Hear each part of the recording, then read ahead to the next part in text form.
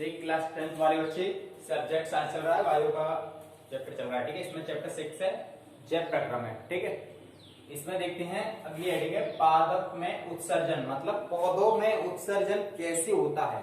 पादपों में उत्सर्जन, ठीक है, पौधों में उत्सर्जन कैसे होता है, मतलब पौधों में जो अपशिष्ट पदार्थ हैं वो किस प्रकार से निकलते हैं, बाहर निकलते हैं। ठीक है, देखते हैं।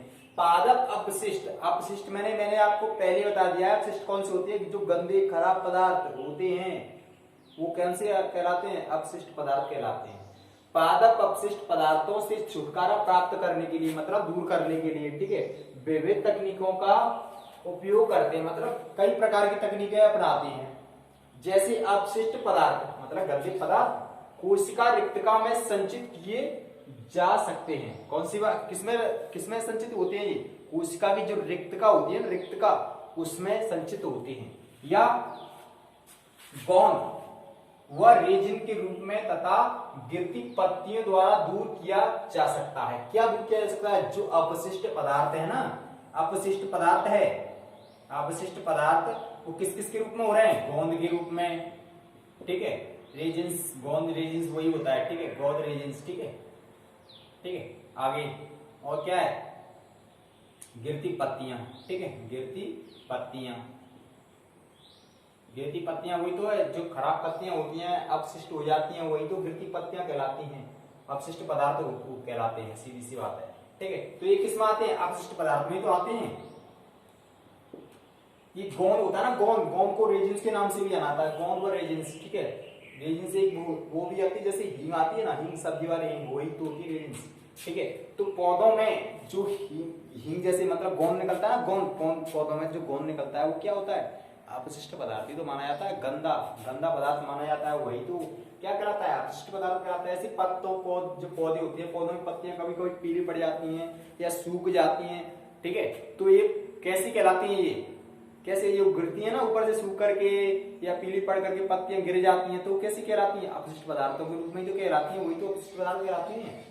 उत्सर्जन वही तो कर रही है पौधों का, मतलब पादपों में उत्सर्जन हो रहा है कि हो रहा है, जो अपशिष्ट पदार्थ है, अपशिष्ट पदार्थ में पत्तियां वगैरह गोंद वगैरह होती हैं वो निकल रहे हैं, निकल रहे हैं बाहर, पौधों से अलग हो रहे हैं। ठीक है, तो क्या कहलाता है, उत्सर्जन कहलाता है। आगे रेजिन्स के रूप में तथा गिरती पत्तियों द्वारा दूर किया जा सकता है, यहाँ तक क्लियर हुआ। आगे, या अपने आसपास की मृदा में उत्सर्जित कर देती हैं, बात तो वही है, या अपने आसपास की मृदा में उत्सर्जित कर देते हैं, मतलब उत्सर्जित का एक यहाँ टॉपिक आया उत्सर्जित। उत्सर्जित का मतलब क्या हुआ, उठा करके निकालना, मतलब बाहर निकालना, उत्सर्जन है ना, उत्सर्जन बाहर निकालना, उठा करके बाहर निकालना, सीधी सी।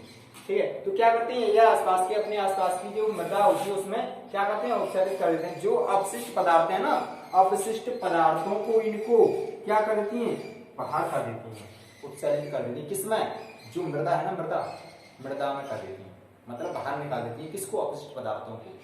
ठीक है, कौन निकालती है, पौधे है ना, पौधे निकालती हैं। ठीक है, आगे पौधे आसपास की मृदा में उत्सर्जित कर देती हैं। ठीक है, अतः पौधों से गिरने वाली पत्तियों में भी अपशिष्ट पदार्थ संचित रहते हैं, होता है कि नहीं, जो पौधों से जो पत्तियां गिर रही हैं, अलग हो रही हैं, तो उसमें भी तो अपशिष्ट पदार्थ है भाई, अपशिष्ट पदार्थ वो सीधी सी बात है, जो अलग हो गया तो वो अपशिष्ट पदार्थ में चला गया। ठीक है नहीं, अतः इस प्रकार पादपों के उत्सर्जन की प्रक्रिया होती है। ठीक है, ये हुआ, क्या हुआ, पादपों में उत्सर्जन। पादपों में उत्सर्जन किस प्रकार से होता है, ये प्रक्रिया मैंने शॉर्ट में समझाई है। ठीक है, इसको आपको उतारना नहीं, खाली समझना है। पौधों में क्या होते हैं, अपशिष्ट पदार्थ होते हैं, जैसे गोंद रेजिन्स वगैरह, गिरती पत्तियां वगैरह होती हैं, ये क्या कर दी जाती हैं, पौधों द्वारा क्या कर दी जाती हैं, पौधों द्वारा क्या कर दी जाती हैं, हटा दी जाती हैं, उत्सर्जित कर दी जाती है। ये क्या कहलाता है, पादपों में उत्सर्जन कहलाता है। बस वो कुछ नहीं साहब, ये है बस छुट्टी।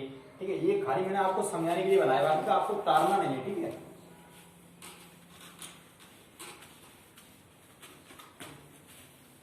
ये आपको समझना है, खाली उतारना तो बस यही है, संचित। ठीक है, रहते हैं।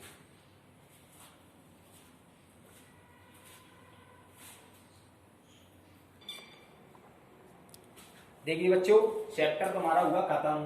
ठीक है, इसमें अभ्यास के कुछ क्वेश्चन दिए गए हैं।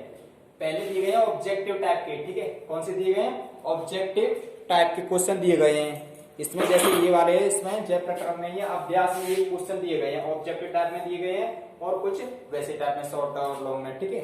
तो इनके बारे में हम देखते हैं। वही क्वेश्चन मैंने यहाँ पे नोट कर रखे हैं, ठीक है। इसमें मैं वही क्वेश्चन मिलेंगे आपको, इसमें टू जेड वही क्वेश्चन है, एक आध दो क्वेश्चन को छोड़ करके बाकी के जो क्वेश्चन मैंने आपको कराए ना लॉन्ग में, वही क्वेश्चन इसमें से उसी में से बना करके रख दिए हैं, इसने उसी में से एनसीईआरटी ने बना करके रख दिए हैं। जो मैंने आपको टॉपिक कराया ना उन्हीं टॉपिकों के अंतर्गत ही है। देखना ही कैसे देखते हैं अभी।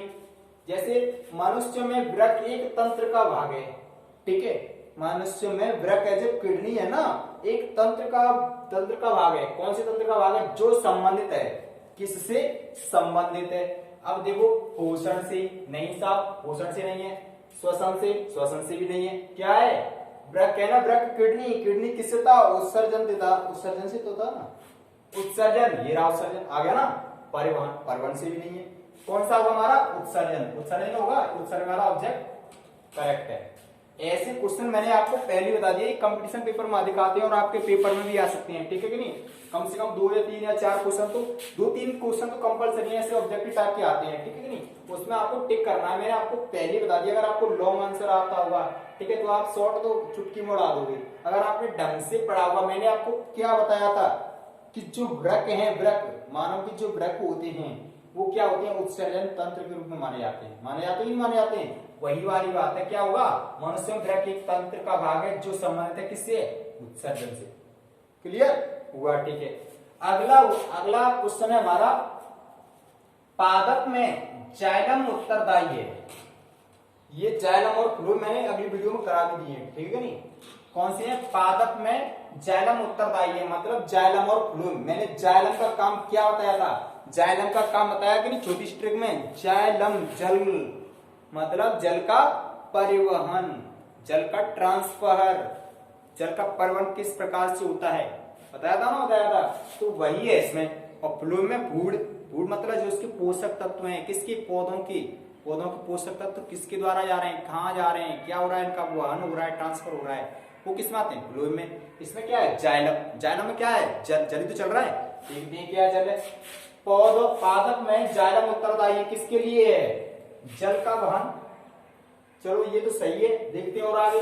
भोजन का वहन, ये भी नहीं होगा। अमीनो अम्लों का वहन, ये भी नहीं होगा। ऑक्सीजन का वहन, ये भी नहीं होगा। किसका है? जाइलम है ना, तो जाइलम किसका है? जल का ही तो होगा। किसका होगा? जल का। आया क्लियर? ये मैंने आपको पहले बता दिया। अगर आपको लॉन्ग आते होंगे, ये मैंने जो भी आपको क्वेश्चन कराए वो वेरी मोस्ट इंपोर्टेंट क्वेश्चन थे, क्योंकि उनमें से ही बनकर के क्वेश्चन आएंगे, देख लेना, ठीक है। अगला है, स्वपोषी पोषण के लिए आवश्यक है। स्वपोषी पोषण के लिए आवश्यक है। मैंने आपको क्या बताया था? स्वपोषी पोषण में क्या क्या आती है? जो पौधे होते हैं ना, पौधे किसके क्या करते हैं? स्वपोषी तो माने जाते हैं। वो क्या करते हैं? सूर्य के द्वारा एनर्जी उत्पन्न करके कार्बन डाइऑक्साइड और ऑक्सीजन, ठीक है, इनका सबका क्या करते हैं? उपयोग करते हैं। जब तो वो स्वपोषी कहलाते हैं। हम ये तो नहीं है उनको खाना बना कर दे रहे हैं सब, ये स्वपोषी नहीं है, ये परपोषी है। परपोषी थोड़ा होंगे, वो स्वपोषी तो माने जाएंगे, ठीक है नहीं। ऐसी इस प्रकार से आप देखते हैं इसमें क्या पूछा इसने। स्वपोषी पोषण के लिए आवश्यक है, क्या जरूरी है? CO2 मतलब कार्बन डाइऑक्साइड तथा H2 जल, ये भी सही है। कार्बन डाइऑक्साइड और जल चाहिए, ये भी सही है। देखते हैं और इससे भी बेहतर हो, क्लोरोफिल, ये भी सही है। सूर्य का प्रकाश, ये भी सही है। तो इसका मतलब क्या है? सारे सही है ना, सब सही है। तो ये नहीं कराएंगे। कभी बच्चे क्या कहते हैं? ये भी सही है, ये भी सही है, एक साथ कर देते हैं। ऐसे नहीं करना है, ऐसे सभी पर टिक नहीं लगाने हैं। टिक लगाना है सिर्फ हमें एक पर, ठीक है, जो हमें सबसे बेस्ट लगे उसी पर। तो ये सब तीनों सही है ना। इसमें उपरोक्त सभी मतलब कहने का ये वाला ऑब्जेक्टिव है ना, इसने ये बोल दिया सब सही है। इसने ये बोल दिया ये सारे ऑब्जेक्टिव है ना वो सब सही है। तो क्या हुआ? हमारा उपरोक्त सभी छुट्टी। क्लियर हुआ कि नहीं हुआ? ये हुआ हमारा स्वपोषी ये वाला। इसमें जल भी चाहिए, कार्बन डाइऑक्साइड चाहिए, क्लोरोफिल चाहिए, सूर्य का प्रकाश चाहिए, ठीक है, सब चीज जरूरी है। अब आता है अगला हमारा, पाइरूवेट के विखंडन से यह CO2 कार्बन डाइऑक्साइड जल तथा ऊर्जा देता है और यह क्रिया होती है, ठीक है। पाइरूवेट का जो विखंडन होता है, तो कार्बन के जो 6 अणुओं में से 3 अणु टुकड़े होते हैं, विखंडन होता है, तो उसमें क्या होता है? यह क्रिया होती है, यह क्रिया किसमें होती है, यह क्रिया होती है साहब आपकी माइटोकॉन्ड्रिया में, ठीक है, किसमें होती है, माइटोकॉन्ड्रिया, जो जूते जैसी संरचना होती है, ठीक है, उल्टे जूते जैसी, मैंने आपको चित्र के माध्यम से बताया था ना, ऐसी ऐसी टाइप में होती है इसकी संरचना, इसमें होती है ये किसकी, माइटोकॉन्ड्रिया, मतलब ये इसकी बायोएक्टिव कंडेंसेस कार्बन डाइऑक्साइड जल तथा ऊर्जा की, ठीक है, इसकी क्रिया। ये हुए आपके ऑब्जेक्टिव क्वेश्चन, ठीक है, इस चीज का ध्यान रखना है। और देखते हैं आगे और कौन से क्वेश्चन है, ये आपको उतारना नहीं है, ये वाला नहीं करना है आपको, बाकी के इन्हीं क्वेश्चन को उतार लेना है, ठीक है, ये टिक करने हैं आपको, यार मैं भी करने हैं ये।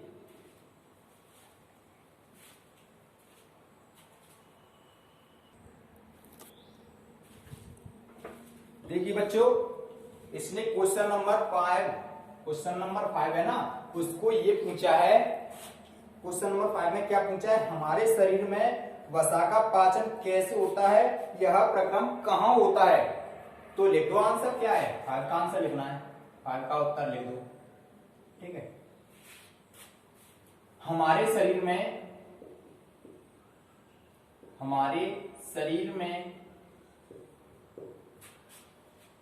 वसा का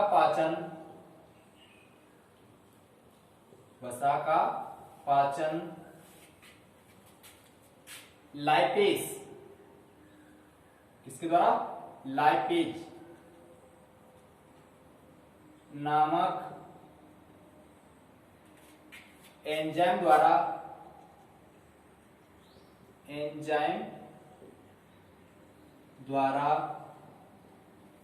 होता है। यह एंजाइम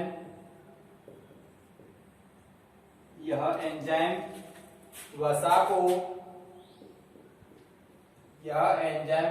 को वसा अम्ल में परिवर्तित कर देता है, ठीक है, परिवर्तित कर देता है तथा यह, आगे पूछा इसने, आगे यह प्रक्रम कहां होता है, तथा यह प्रक्रम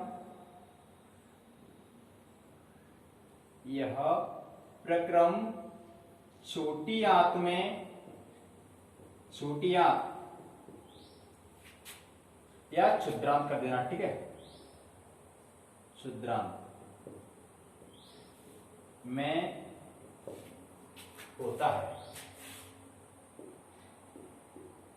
2 नंबर का क्वेश्चन है साहब, ये मैंने आपको पहले ही बता दिया था, जब ये पाचन वाला सिस्टम चल रहा था ना, पाचन की, मनुष्य में पाचन तंत्र, उसी में मैंने आपको बताया था कि जो वसा का पाचन होता है ना, वो किसके द्वारा होता है, लाइपेज नामक एंजाइम के द्वारा होता है। ये क्या करता है, ये एंजाइम वसा को वसा अम्ल में ट्रांसफर कर देता है, वसीय अम्ल में, ठीक है, और वसीय अम्ल में तो बदल देता है, तथा यह प्रक्रम, उसने ये भी पूछा है, यह प्रक्रम कहां होता है, तो यह प्रक्रम होता है साहब क्षुद्रांत, मतलब छोटी आंत में, ठीक है, इस चीज का थोड़ा ध्यान रखना है। अगला क्वेश्चन है 6वां है, 6वां क्वेश्चन उत्तर, 6वें का उत्तर पूछा उसने, ठीक है। 6वें का उत्तर ये है, मनुष्य भोजन के पाचन में लार की क्या भूमिका है, भोजन के पाचन में लार की क्या भूमिका है, तो लिख दो, भोजन के पाचन में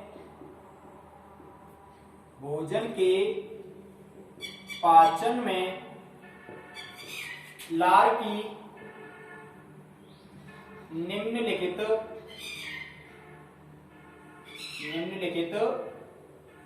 भूमिका है,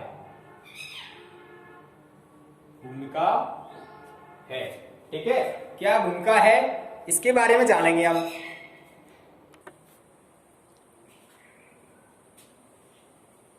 हाँ तो बच्चों, क्या क्वेश्चन पूछा है इसने, भोजन के पाचन में लार की क्या भूमिका है, तो भोजन के पाचन में लार की निम्नलिखित भूमिका है। नंबर एक क्या करती है, लार क्या काम करती है, नंबर 1, यह मतलब लार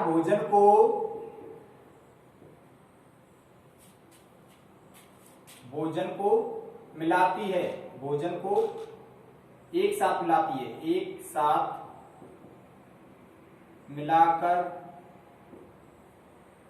मिलाती है या मिलाती है, ठीक है। अगला नंबर, लार भोजन को लसलसा बनाती है, लसलसा बनाती है।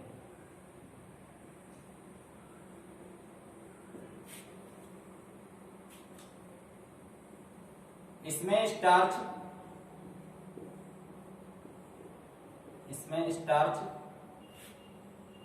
जटिल अणुओं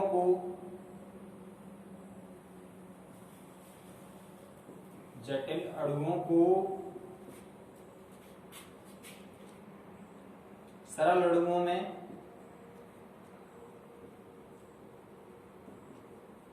में बदलती है, ठीक है। अगला नंबर है,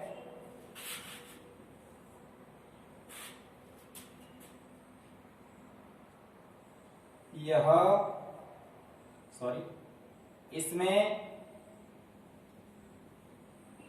टाइलिन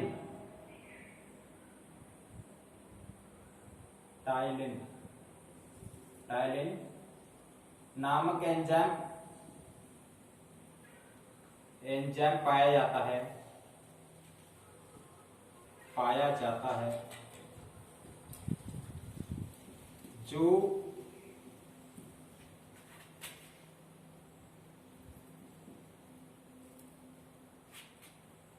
जो एक विशेष प्रकार का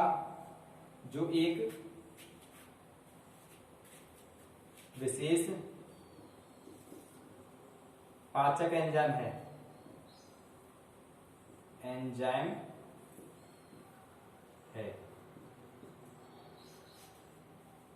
अगला नंबर,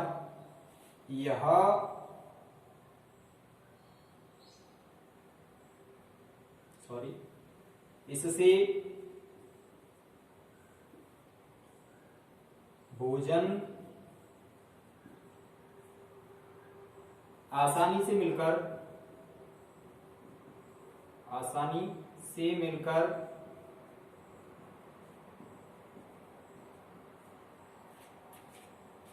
सफलतापूर्वक आगे बढ़ता है,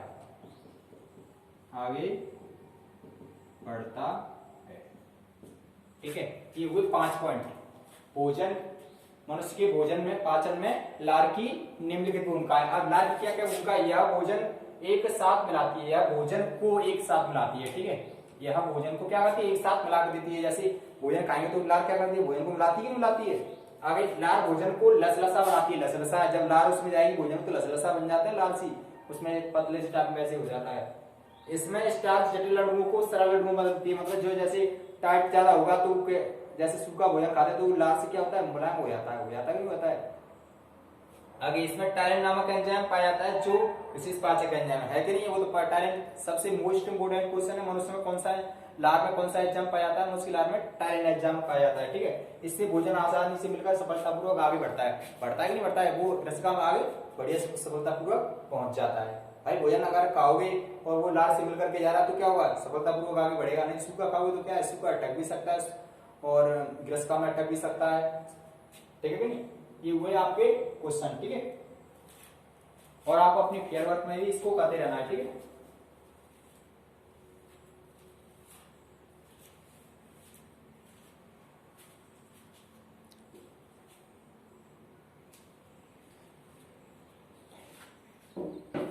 एक चीज ध्यान रखना बच्चों, मैंने आपको जो क्वेश्चन पहले करा दिए हैं, जो भी हेडिंग कराई है, ठीक है, बाकी ये सारे क्वेश्चन है ना, जितने भी क्वेश्चन है वो सब क्वेश्चन बन के आ रहे हैं, उसी में से बन के आ रहे हैं, ठीक है। ये मैंने आपको पाचक एंजाइम वाले पाचन तंत्र में बता दिया था, ठीक है। ये लार वाले उसी में पाचन, मनुष्य में पाचन किस प्रकार से होता है, लार की क्या भूमिका होती है, ठीक है, उसमें से वो क्वेश्चन बन गया। मैंने आपको इसीलिए तो बार बार जोर, इसीलिए तो हेडमों पे बार बार जोर दिया था, टॉपिकों पे बार बार जोर दिया था कि जितने भी क्वेश्चन बनेंगे ना सब इन्हीं टॉपिकों से बनेंगे, ठीक है। नहीं अगर आपने टॉपिक ढंग से पढ़ लिए, ढंग से समझ लिए तो ये समझ लो ये क्वेश्चन चुटकियों में उड़ जाएंगे, ठीक है नहीं, इसीलिए तो मैंने आपको जोड़ दिया था।